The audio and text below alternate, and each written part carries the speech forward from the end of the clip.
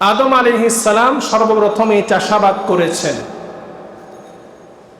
এই চারা যখন বীজ থেকে যখন চারা হলো, ফল হলো, জিবরাইল আলাইহিস সালাম বললেন যে আপনি এই গম এটি গাছ থেকে কেটে সেগুলো দিয়ে আপনি পিষে রুটি তৈরি করুন। আদম আলাইহিস সালাম তিনি রুটি তৈরি করলেন। এই রুটি যখন খেতে যাবেন, হঠাৎ হাত থেকে পড়ে গিয়ে সেই রুটিটি পাহাড়ের নিচে চলে যায়। আদম আলাইহিস সালাম তিনি কষ্ট করে আবার পাহাড়ের নিচে গিয়ে সেই রুটি নিয়ে এসে তারপর খেলেন। জিবরাইল আলাইহিস সালাম আদম আলাইহিস সালামকে বললেন যে কিয়ামত পর্যন্ত আপনার যত সন্তানরা দুনিয়াতে আসবে, বনি আদম, সকলকে এইভাবে কষ্ট করে তারা শ্রম দিয়ে তারা তাদের রিজিক তারা অর্জন করবে। তো শ্রমের মাধ্যমে আল্লাহ তাআলা আমাদেরকে হালাল রিজিক অন্বেষণের কথা আল্লাহ তাআলা কোরআনে ইরশাদ করেছেন। বিনা শ্রমে আল্লাহ তাআলা রিজিক দিতে পারেন, আল্লাহ তাআলা দিয়েছেন, কিন্তু আল্লাহ তাআলা সেটা দিবেন না।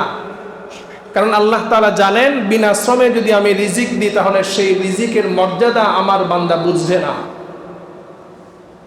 এই জন্য পৃথিবীতে যত নবী রসুল আল্লাহ তাআলা পাঠিয়েছেন, সকল নবী রসুলগণ দুনিয়াতে শ্রম দিয়েছেন, কষ্ট করেছেন রিজিক উপার্জনের জন্য। সকল নবীগণের সুন্নাহ শ্রমের মাধ্যমে রিজিক তালাশ করা।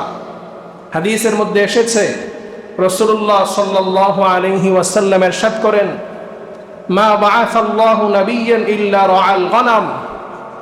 আল্লাহ রাসূল বলেন, পৃথিবীতে যত নবী রাসূল এসেছেন সকল নবী রাসূল তারা বকরি চড়িয়েছেন। সাহাবায়ে কেরাম জিজ্ঞেস করলেন, ফাকালা আসহাবুহু আনতা ইয়া রাসূলুল্লাহ, আপনি নিজেও কি বকরি চালিয়েছেন? আল্লাহ রাসূল বললেন, নাআম, আমিও বকরি চালিয়েছি। আরআহা আলা করাতিতা লি আহলি মক্কা, আমি মক্কাবাসীর বকরি চড়িয়েছি কিছু টাকার বিনিময়ে। পৃথিবীতে আমরা যত কর্ম করি, যত কাজ করি, আমাদের যত শিল্পকর্ম আছে, সবগুলো আল্লাহ তাআলা ওহীর মাধ্যমে বিভিন্ন নবীগণকে আল্লাহ তাআলা শিক্ষা দিয়েছেন। হযরত আদম আলাইহিস সালাম সর্বপ্রথম তিনি কৃষি কাজ করেছেন এবং এই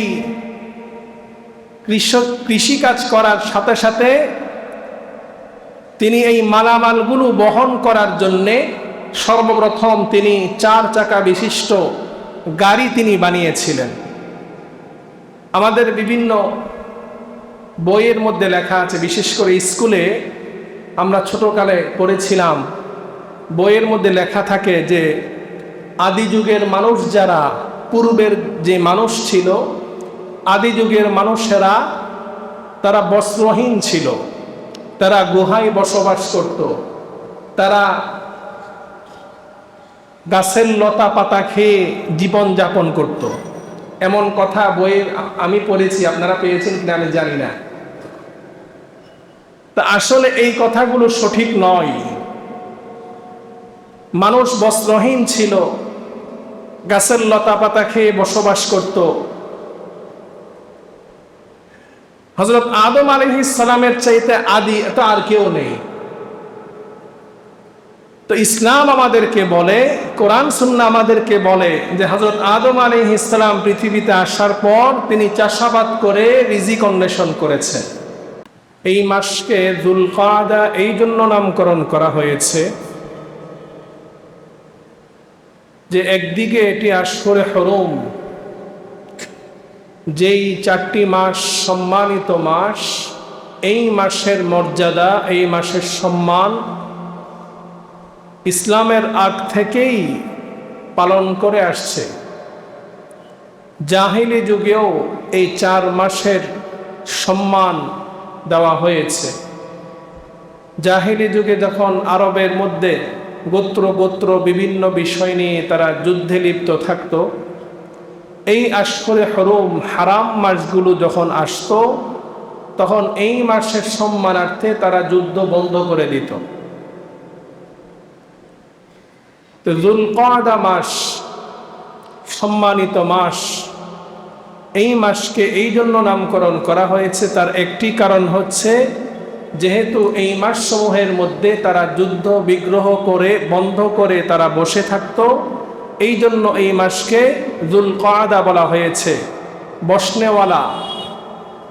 আরেকটি কারণ হচ্ছে এই যুলকাদা মাসে, এটা হজের প্রথম মাস, এই মাসে আরবের মানুষেরা, হাজিরা যখন হজের উদ্দেশ্যে আরবে আসতো,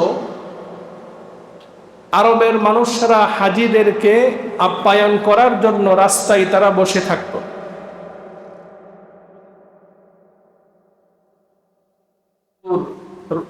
রুটি, গোশত ইত্যাদি খাবার খাওয়াতো। তা আরবের লোকেরা যেহেতু হাজিদেরকে আপ্যায়ন করার জন্য এই মাসে তারা রাস্তায় রাস্তায় বসে থাকতো, এই জন্য বলা হয়েছে এই মাসকে যুলকাদা।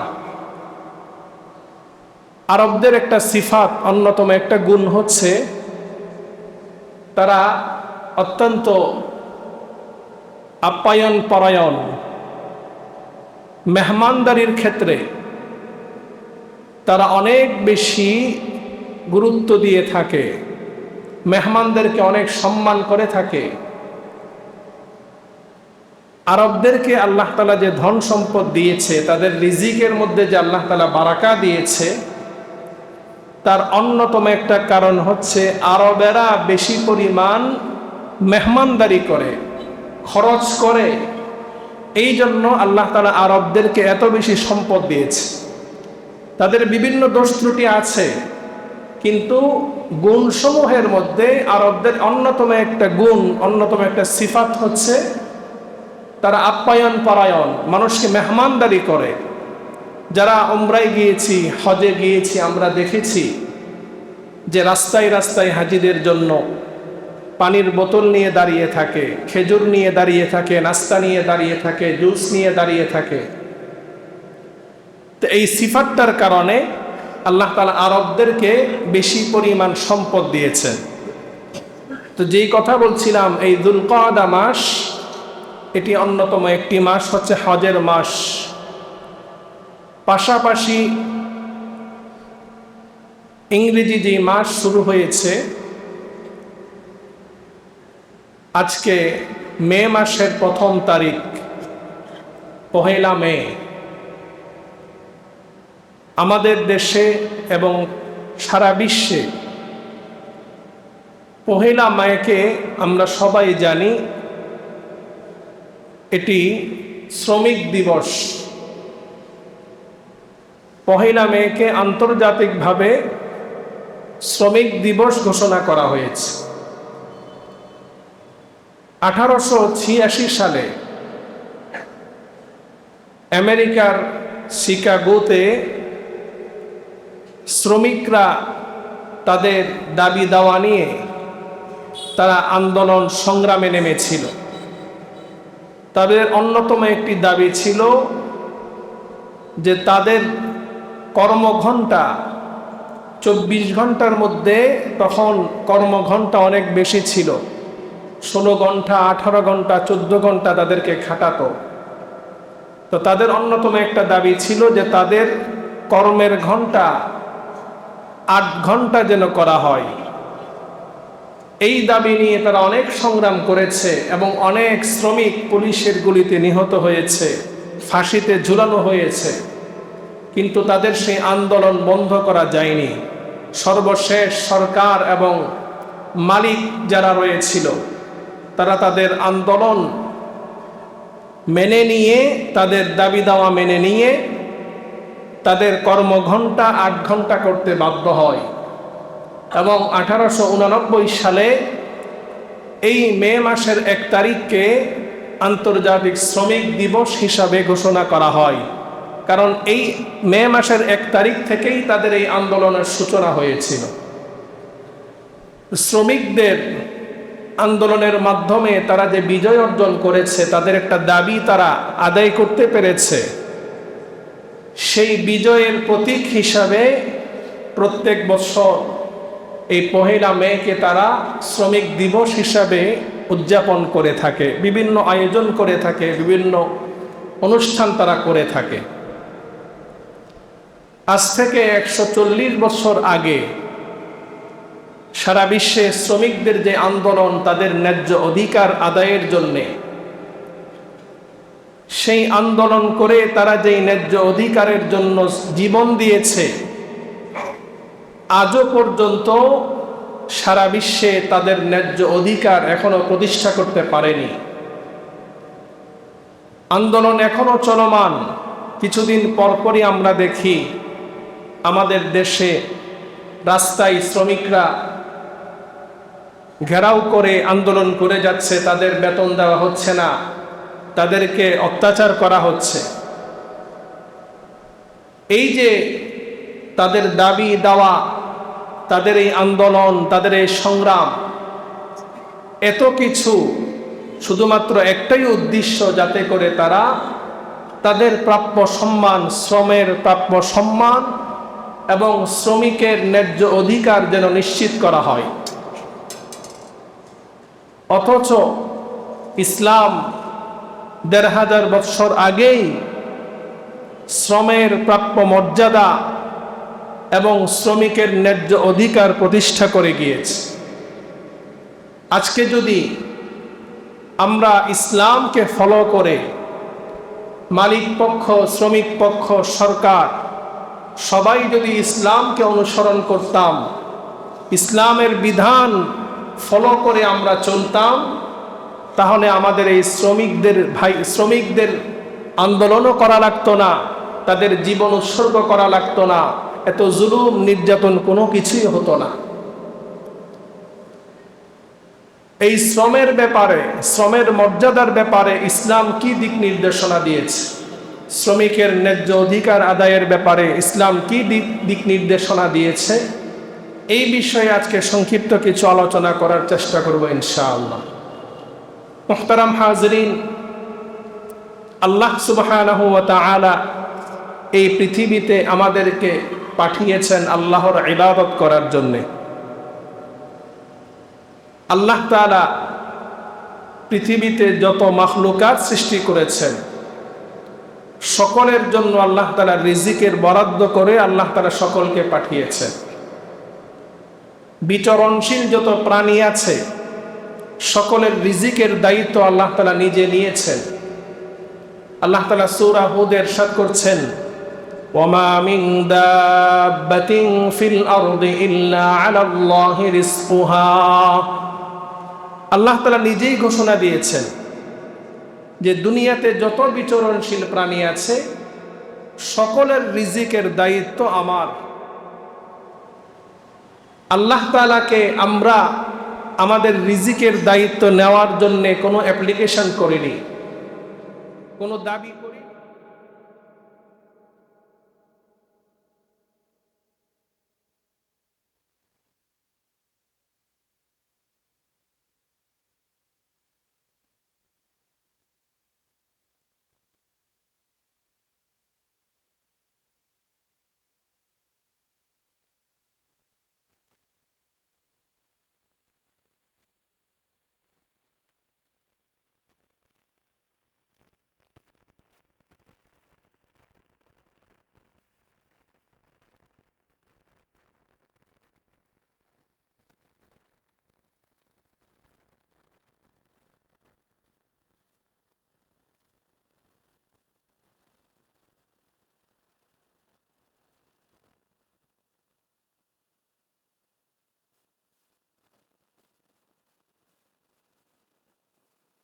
আল্লাহ তাআলা মানুষকে শ্রম ছাড়া, বিনা শ্রমে আল্লাহ তাআলা রিজিক দিতে পারেন, এটার অনেক উদাহরণ আছে। আল্লাহ তাআলা যখন সর্বপ্রথম আদম আলাইহিস সালাম এবং হাওয়া আলাইহিস সালামকে সৃষ্টি করলেন, তাদেরকে জান্নাতে আল্লাহ তাআলা সকল প্রকারের নিয়ামত আল্লাহ তাআলা দিয়েছিলেন। তাদের কোনো কষ্ট করতে হয়নি, কোনো শ্রম দিতে হয়নি, পরিশ্রম করা লাগেনি, চাকরি করা লাগেনি। আল্লাহ তাআলা বিনা শ্রমে তাদেরকে জান্নাতি নিয়ামত দিয়েছেন, রিজিক দিয়েছেন। কিন্তু আদম আলাইহিস সালাম এবং হাওয়া আলাইহিস সালাম তিনারা সেই বিনা শ্রমের রিজিক বেশি দিন তারা অক্ষুণ্ণ রাখতে পারেনি। আল্লাহ তাআলার আদেশ অমান্য করার কারণে জান্নাত থেকে আল্লাহ তাআলা তিনাদেরকে দুনিয়াতে পাঠিয়েছেন। ঠিক তেমনি ভাবে আল্লাহ তাআলা মূসা আলাইহিস সালামের উম্মাহ বনি ইসরাইলকে 40 বছর পর্যন্ত বিনা শ্রমে তাদেরকে আসমান থেকে মান্না সালওয়া আল্লাহ তাআলা দিয়েছেন। কোনো পরিশ্রম করা লাগেনি। আল্লাহ তাআলা সূরা তাহায় আল্লাহ তাআলা বলছেন, ওয়ানাজ্জালনা আলাইকুমুল মান্না ওয়াস সালওয়া, আমি বনি ইসরাইলকে ফিরআউনের নির্যাতন থেকে বাঁচিয়ে তাদেরকে আমি এই মান্না সালওয়ার নিয়ামত দিয়েছিলাম। তারা এই মান্না সালওয়া 40 বছর খাওয়ার পর আল্লাহ তাআলার দেওয়া বিনা শ্রমের এই মর্যাদাপূর্ণ রিজিকের কদর তারা বুঝেনি। তারা আল্লাহর নাফরমানি করার কারণে আল্লাহ তাআলা সেই মান্না সালওয়া বন্ধ করে দিয়েছে। তা আল্লাহ তাআলা দুনিয়াতে মানুষকে বিনা শ্রমে রিজিক দিয়েছেন, কিন্তু মানুষ আল্লাহর দেওয়া এই বিনা শ্রমের রিজিকের মর্যাদা, সম্মান, গুরুত্ব উপলব্ধি করতে পারেনি বিধায় আল্লাহ তাআলা মানুষকে শ্রমের মাধ্যমে রিজিকের নিজাম তৈরি করে দিয়েছেন। হযরত আদম আলাইহিস সালাম তিনি যখন দুনিয়াতে আসলেন, দুনিয়াতে আসার পর তাফসীর ইবনে কুতুবির মধ্যে এসেছে হযরত জিবরাইল আলাইহিস সালাম জান্নাত থেকে তিনি চালের বীজ, ধান, তারপর আপনার গমের বীজ ইত্যাদি বিভিন্ন বীজ তিনি নিয়ে এসে আদম আলাইহিস সালামকে দুনিয়াতে রোপণ করা শিখালেন। আদম আলাইহিস সালাম সর্বপ্রথম এই চাষাবাদ করেছেন। এই চারা যখন বীজ থেকে যখন চারা হলো, ফল হলো, জিবরাইল আলাইহিস সালাম বললেন যে আপনি এই গম এটি গাছ থেকে কেটে সেগুলো দিয়ে আপনি পিষে রুটি তৈরি করুন। আদম আলাইহিস সালাম তিনি রুটি তৈরি করলেন। এই রুটি যখন খেতে যাবেন হঠাৎ হাত থেকে পড়ে গিয়ে সেই রুটিটি পাহাড়ের নিচে চলে যায়। আদম আলাইহিস সালাম তিনি কষ্ট করে আবার পাহাড়ের নিচে গিয়ে সেই রুটি নিয়ে এসে তারপর খেলেন। জিবরাইল আলাইহিস সালাম আদম আলাইহিস সালামকে বললেন যে কিয়ামত পর্যন্ত আপনার যত সন্তানরা দুনিয়াতে আসবে বনি আদম, সকলকে এইভাবে কষ্ট করে তারা শ্রম দিয়ে তারা তাদের রিজিক তারা অর্জন করবে। তো শ্রমের মাধ্যমে আল্লাহ তাআলা আমাদেরকে হালাল রিজিক অন্বেষণের কথা আল্লাহ তাআলা কোরআনে ইরশাদ করেছেন। বিনা শ্রমে আল্লাহ তাআলা রিজিক দিতে পারেন, আল্লাহ তাআলা দিয়েছেন, কিন্তু আল্লাহ তাআলা সেটা দিবেন না। কারণ আল্লাহ তাআলা জানেন বিনা শ্রমে যদি আমি রিজিক দিই তাহলে সেই রিজিকের মর্যাদা আমার বান্দা বুঝবে না। এই জন্য পৃথিবীতে যত নবী রাসূল আল্লাহ তাআলা পাঠিয়েছেন, সকল নবী রাসূলগণ দুনিয়াতে শ্রম দিয়েছেন, কষ্ট করেছেন রিজিক উপার্জনের জন্য। সকল নবীগণের সুন্নাহ শ্রমের মাধ্যমে রিজিক তালাশ করা। হাদিসের মধ্যে এসেছে রাসূলুল্লাহ সাল্লাল্লাহু আলাইহি ওয়াসাল্লাম ইরশাদ করেন, মা বাআসাল্লাহু নাবিয়্যান ইল্লা রাআল গনাম। আল্লাহ রাসূল বলেন পৃথিবীতে যত নবী রাসূল এসেছেন সকল নবী রাসূল তারা বকরি চড়িয়েছেন। সাহাবায়ে কেরাম জিজ্ঞেস করলেন, ফাকালা আসহাবুহু আনতা ইয়া রাসূলুল্লাহ, আপনি নিজেও কি বকরি চালিয়েছেন? আল্লাহ রাসূল বললেন, নাআম, আমিও বকরি চালিয়েছি। আরআহা আলা করাতিতা লি আহলি মক্কা, আমি মক্কাবাসীর বকরি চড়িয়েছি কিছু টাকার বিনিময়ে। পৃথিবীতে আমরা যত কর্ম করি, যত কাজ করি, আমাদের যত শিল্পকর্ম আছে সবগুলো আল্লাহ তাআলা ওহীর মাধ্যমে বিভিন্ন নবীগণকে আল্লাহ তাআলা শিক্ষা দিয়েছেন। হযরত আদম আলাইহিস সালাম সর্বপ্রথম তিনি কৃষি কাজ করেছেন।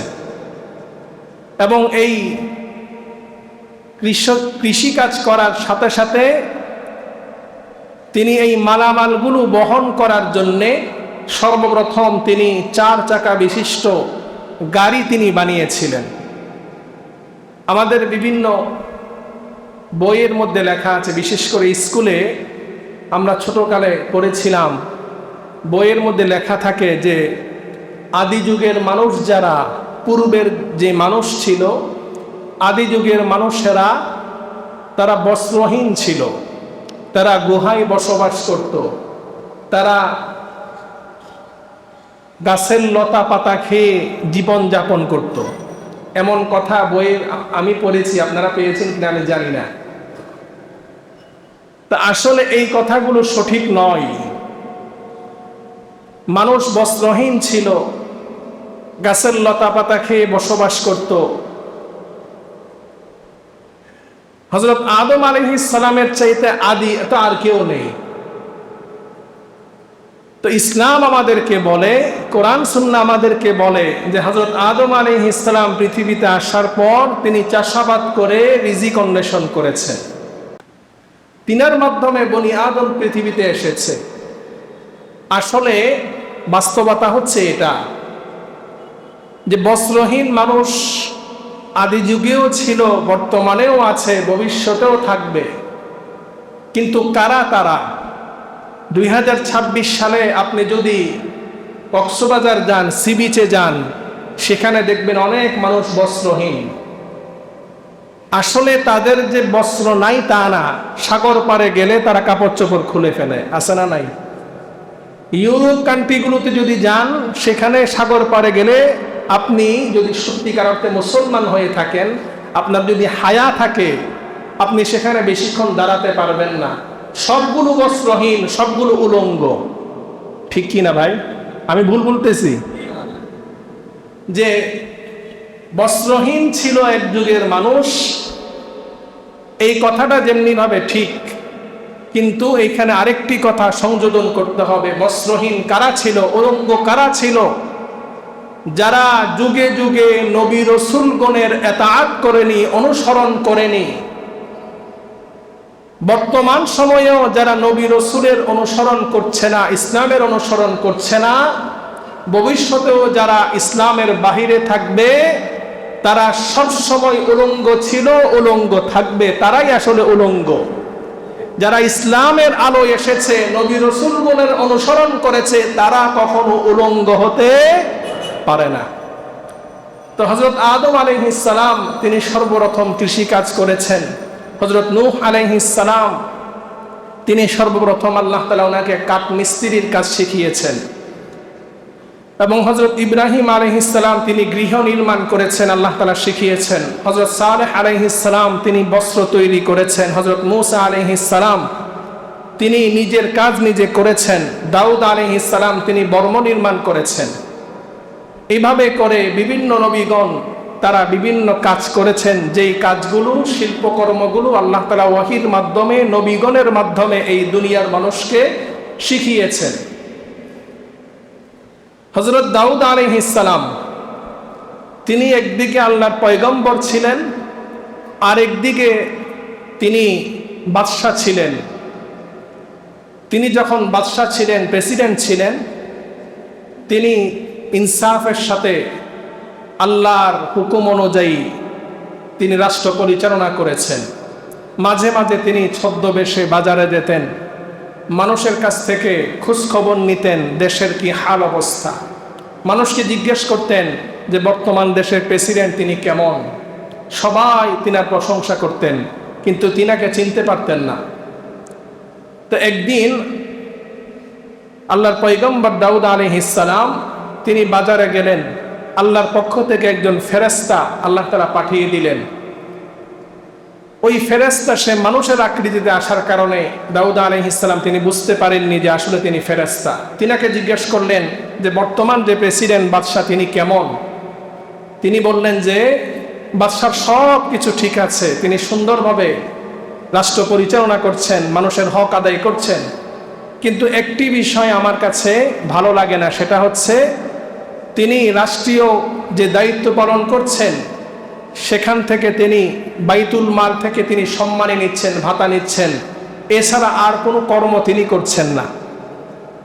হযরত দাউদ আলাইহিস সালাম এই কথা শুনে তিনি আল্লাহর কাছে দোয়া করলেন, হে আল্লাহ, আপনি আমাকে এমন একটি কর্ম শিখিয়ে দিন যেটার মাধ্যমে আমি আমার রিজিক আমি নিজের হাতে কামাই করতে পারি। আল্লাহ তাআলা ওনার দোয়া কবুল করে আল্লাহ তাআলা কোরআনে বলেছেন, ওয়া আল্লামনাহু সানআতা লাবুসিল লাকুম। আল্লাহ তাআলা তিনাকে লোহার মাধ্যমে বিভিন্ন জিনিস তৈরি করার শিক্ষা আল্লাহ তাআলা ওনাকে দিয়েছেন, বর্ম নির্মাণ শিক্ষা দিয়েছেন। তো যুগে যুগে যত নবী রাসূল এসেছেন সকলেই শ্রম দিয়েছেন, পরিশ্রম করেছেন, শ্রমের মাধ্যমে জীবিকা উপার্জন করেছেন। ঠিক তেমনিভাবে বর্তমান সময়েও আমরা সেই ধারাবাহিকতায় আমরা শ্রম দিচ্ছি। কিন্তু বর্তমানে যারা আমরা শ্রম দিচ্ছি, যারা শ্রমিক এবং যারা মালিক, আমরা যারা মালিক পক্ষ আছি তারা অনেক সময় জালেম হয়ে যাচ্ছি, আবার যারা আমরা শ্রমিক আছি তারা অনেক সময় জালেম হয়ে যাচ্ছি। আমরা যখন নিজের দায়িত্ব নিজে সঠিকভাবে পালন না করব, নিজের দায়িত্বটা নিজে আদায় না করব, তখন দেখা যাচ্ছে যে আমাদের কেউ না কেউ আমরা জালেম হয়ে যাচ্ছি। আল্লাহ তাআলা পবিত্র কোরআনুল কারীমে সূরা মুতাফফিফিন ইরশাদ করছেন, ওয়াইলুল লিল মুতাফফিফিন। মুতাফফিফিন বলা হয় যারা মাপে ওজনে কম দেয় তাদেরকে। আল্লাহ তাআলা বলছেন যারা ওজনে কম দেয়, মাপে কম দেয়, তাদের জন্য দুর্ভোগ, তাদের জন্য জাহান্নামের আযাব। তাফসীরবিদগণ লিখেছেন যে মুতাফফিফিন যারা ওজনে কম দেয়, এই ওজনে কম দেওয়া শুধুমাত্র ব্যবসার জন্যই নির্দিষ্ট নয়। আমরা মনে করি আলু, পেঁয়াজ, আদা, রসুন, তরি তরকারি, মাছ, মুরগি এগুলোই শুধু ওজন করা হয়, এগুলোর জন্যই আয়াত, শুধু এটার জন্য খাস নয়। মুফাসসিরিনে কেরাম লিখেছেন যে ওজনে কম দেয়া এখানে এটাও উদ্দেশ্য, যিনি শ্রমিক, যিনি শ্রম দিবেন তার সাথে মালিকের সাথে যতটুকুন সময় শ্রম দেওয়ার চুক্তি হয়েছে, তিনি যদি চুক্তি অনুযায়ী তার চাইতে কম শ্রম দেন কিন্তু মজুরি ঠিকভাবে নেন, তাহলে তিনিও মুতাফফিফিনদের অন্তর্ভুক্ত হয়ে যাবেন। আমাদের দেশে বিশেষ করে যারা সরকারি চাকরি করে, চাকুরিজীবী অনেকেই আছে, আমরা 9টার অফিস 12টায় আসে না নাই? তারা কিন্তু মাস শেষে ঠিকই বেতন নিচ্ছে, কিন্তু তাদেরকে সরকার কর্তৃক যে নির্ধারিত সময় যতটুকুন শ্রম দেওয়ার জন্য তাকে রাখা হয়েছে, এই শ্রমের বিনিময়ে তাকে বেতন দেওয়া হচ্ছে, সে সময় সরকারকে দিচ্ছে না, কিন্তু বেতন ঠিকই নিচ্ছে, সেও মুতাফফিফিনদের অন্তর্ভুক্ত। ঠিক তেমনি ভাবে কোনো মালিক শ্রমিককে সঠিকভাবে তার কাজ আদায় করিয়ে নিয়েছে, সময় যতটুকুন শ্রমিক দেওয়ার শ্রমিক দিয়েছে, কিন্তু মজুরি দেওয়ার সময় মালিক পক্ষ শ্রমিককে তার ন্যায্য মজুরি, প্রাপ্য মজুরি দিচ্ছে না, কমিয়ে দিচ্ছে, এই সকল মালিকরাও তারা মুতাফফিফিনদের অন্তর্ভুক্ত, তারাও জাহান্নামের আযাব এর সম্মুখীন হবে, তারাও জালেম। এই জন্য যারা শ্রমিক আছি তারাও যেন মুতাফফিফিনদের অন্তর্ভুক্ত না হয়ে যায়, জালেম যেন না হয়ে যায়। যারা মালিক পক্ষ আছি তারাও যেন জালেম না হয়ে যায়, সেই বিষয়ে ইসলাম আমাদেরকে দিক নির্দেশনা দিয়েছে। মুহতারাম হাজরিন, আমাদের সমাজের মধ্যে অনেক মানুষ আছি যারা শ্রম দিতে চায় না, কষ্ট করতে চায় না, তারা হালাল রিজিক উপার্জন করতে চায় না, তারা বিনা শ্রমে তারা রিজিক চাই। ইসলাম বলেছে, রাসূলুল্লাহ সাল্লাল্লাহু আলাইহি ওয়াসাল্লাম ইরশাদ করেন, আল কাসিবু হাবিবুল্লাহ, যারা নিজের হাতে উপার্জন করে, কষ্ট করে, শ্রম দিয়ে উপার্জন করে, তারা সরাসরি আল্লাহর বন্ধু হয়ে যায়। সুবহানাল্লাহ। রাসূলুল্লাহ সাল্লাল্লাহু আলাইহি ওয়াসাল্লাম ইরশাদ করেন, ইন্না মিন আতয়াবি মা আকালা আর-রাজুলু মিন কাসবিহি সবচাইতে উত্তম রিজিক হলো ওই রিজিক যেটা তার নিজের হাতের পরিশ্রম করে উপার্জন করা হয়। সেই উপার্জন, সেই রিজিক হচ্ছে সবচাইতে উত্তম রিজিক। সন্তান যেই কামাই করে, সন্তান যেই চাকরি করে, ব্যবসা করে, যেই কামাই রোজগার করে, সন্তানের কামাই রোজগার এটা বাবার কামাই রোজগারের মতোই। অর্থাৎ বাবা হিসাবে তিনি যে কামাই রোজগার করে সন্তানকে লালন পালন করেছেন, একটা সময় এসে যখন বাবা বয়োবৃদ্ধ হয়ে যান, কর্মক্ষম হয়ে যান, সন্তান কামাই রোজগার করে। আল্লাহ রাসূল বলেছেন যে সন্তান যখন বড় হয়ে কামাই রোজগার করবে, সেই কামাই রোজগারের মধ্যে বাবারও হক রয়েছে, মারও হক রয়েছে। সন্তানের কামাই মানে বাবারও কামাই। কিন্তু বর্তমান সময়ে আমরা যারা সন্তানরা এখন কামাই রোজগার করতেছি, মা বাবা জীবিত আছি, আমরা এখন মা বাবাকে নিজের কামাই রোজগার থেকে খরচ দিতে আমরা অনেকটাই অনীহা প্রকাশ করি। অনেকে নারাজ, এটা আমার সম্পদ, আমি কেন আমার মা বাবার জন্য খরচ করব।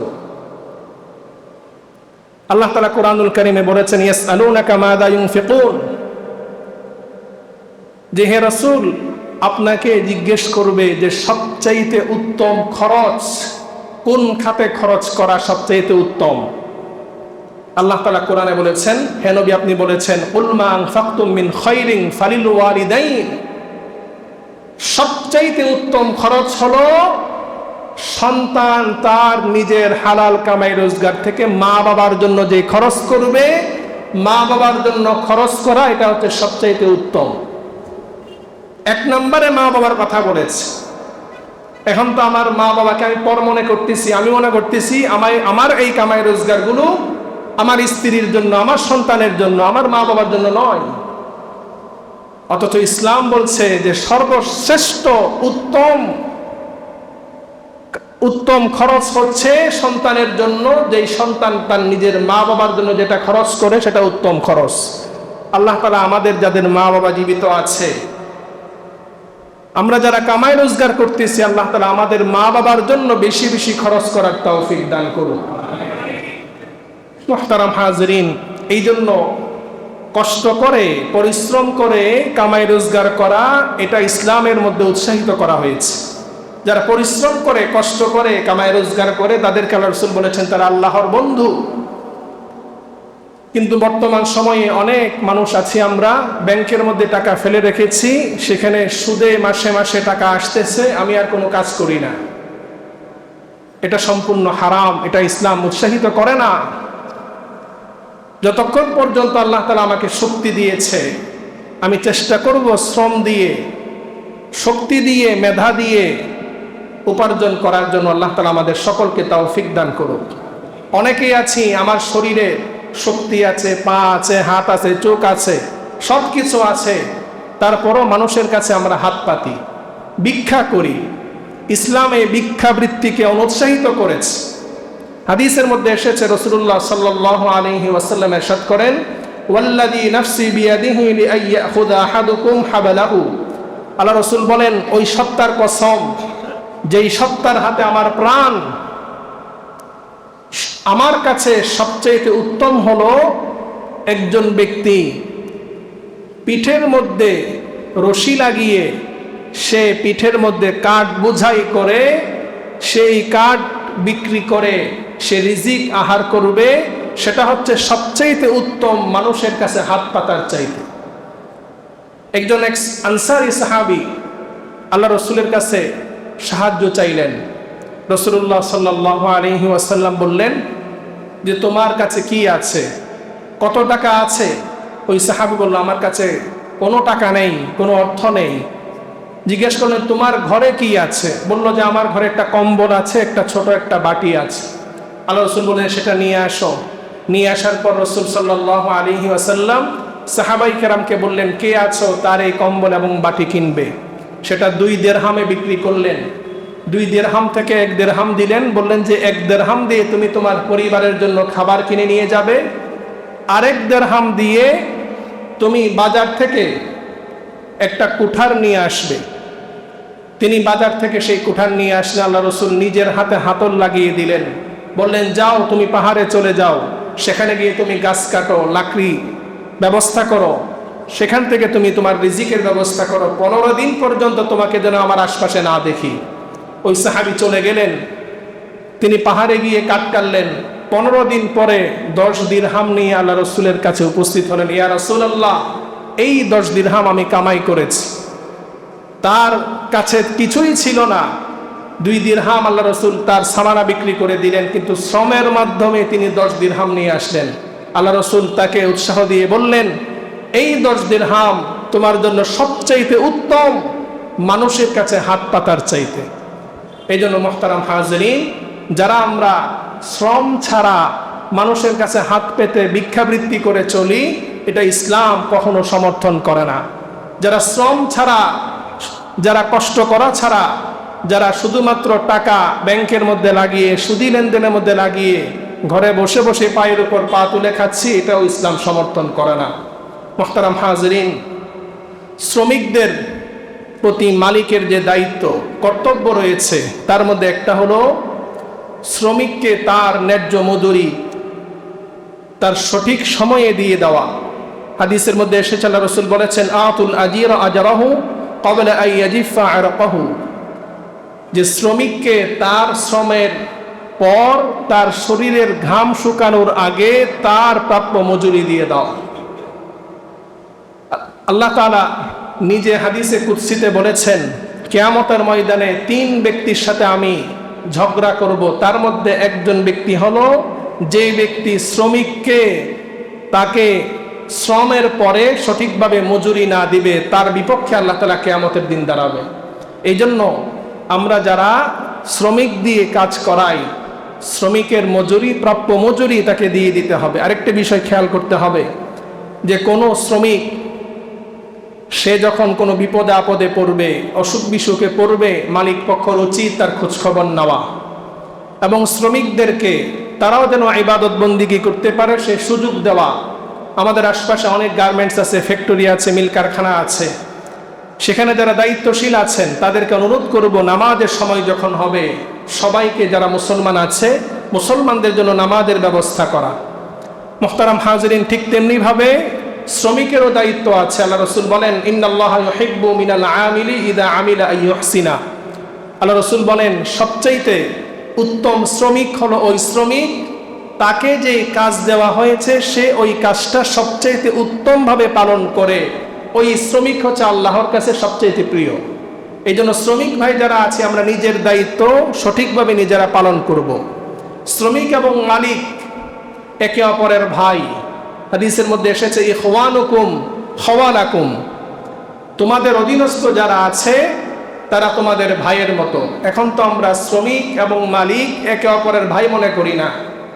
আমরা এখন শ্রমিককে নিজের কি বলে যে আপনার কাজের বুয়ার চাইতেও নিকৃষ্ট মনে করি। শ্রমিক এবং মালিক তারা ভাই ভাই। ইসলাম শিক্ষা দেয় যে মালিক যেটা খাবে শ্রমিককেও সেটা খাওয়াবে, মালিক যেটা পড়বে শ্রমিককেও সেটা পড়াবে, মালিক শ্রমিকের সুখে দুঃখে পাশে থাকবে। এটা ইসলামের শিক্ষা। মুহতারাম হাজিরিন, ইসলামের এই শিক্ষা অনুযায়ী যদি আজকে প্রত্যেকটা সেক্টরে আমরা যদি মালিক পক্ষ শ্রমিক পক্ষ ইসলাম ফলো করি, তাহলে আমাদের দেশে সারা বিশ্বে এই শ্রমিকদের উপর যে নির্যাতন সেটা আর থাকবে না। হাদিসের মধ্যে এসেছে, বুখারীর বর্ণনায়, আপনারা সবাই জানেন, 3 জন ব্যক্তি তারা গুহার মধ্যে আটকে গিয়েছিল, চরম বিপদে পড়েছিল। 3 জনের মধ্যে 2 জন তাদের 2 নেক আমলের কথা বলেছিল, গুহার পাথর কিছুটা সরে গিয়েছিল। সর্বশেষ যে ব্যক্তি, সেই ব্যক্তি আল্লাহর কাছে এই দোয়া করেছে, হে আল্লাহ, আমি একবার অনেক শ্রমিক দিয়ে একটি কাজ করিয়েছিলাম। একজন শ্রমিক সে মজুরি ছাড়া চলে গিয়েছিল, আমি তাকে খুঁজেছি কিন্তু পাইনি, কিন্তু ওই শ্রমিকের যে মজুরি ছিল সেটা আমি ব্যবসায় ইনভেস্ট করেছি। অনেক দিন পর সেই শ্রমিক ফিরে আসে, আমার কাছে তার প্রাপ্য মজুরি, প্রাপ্য পাওনা সে চাই। আমি বলি, এখানে যতগুলো উট আছে, ছাগল আছে, সবগুলো তোমার? ওই শ্রমিক বলে যে আমার সাথে উপহাস করতেছেন। বললেন, না, আমি তোমার সেই মজুরির টাকা দিয়ে ব্যবসা করেছি, সেই ব্যবসার মাধ্যমে এত সম্পদ হয়েছে, তুমি সব নিয়ে যাও। সেই দিন আমার এই শ্রমিক সব সম্পদ নিয়েছিল, আমি একটা টাকাও রাখি নাই। আল্লাহ তাআলা এটার বিনিময়ে সেই দিন ওই ব্যক্তিকে গুহা থেকে মুক্তি দিয়েছিলেন। মুহতারাম হাজরিন, এই জন্য শ্রমিকের প্রাপ্য অধিকার প্রাপ্য হক তাকে দিয়ে দিতে হবে এবং শ্রমিকরাও তার নিজ দায়িত্ব সঠিকভাবে পালন করতে হবে। আল্লাহ তাআলা আমাদের সকলকে বুঝার আমল করার তৌফিক দান করুক। ওয়া আখিরু দাওয়ানা আলহামদুলিল্লাহি রাব্বিল আলামিন।